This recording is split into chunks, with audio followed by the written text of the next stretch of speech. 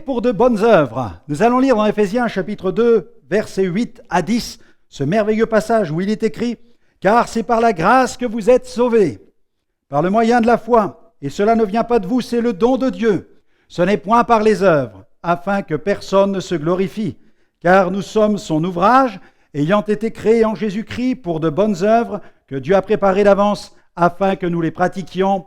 Amen. Amen. » Dieu a formé des projets sur chacun d'entre nous. C'est ce que déclare Jérémie le prophète. Or, trop de chrétiens rétrogradent faute de vision concernant leur appel. La vie chrétienne, c'est bien plus qu'occuper une chaise dans une église. L'enfant de Dieu, qui a compris quel est son appel, éprouve une grande joie à vivre la vie chrétienne. Sa vie chrétienne devient exaltante, enthousiasmante. Dans le salut, il y a deux aspects. Le pardon des péchés et la marche avec Dieu.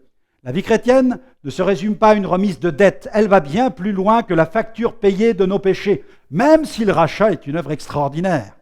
En vous rachetant, le Seigneur a quelque chose de bien plus grand en réserve pour vous. Il désire vous associer à son œuvre.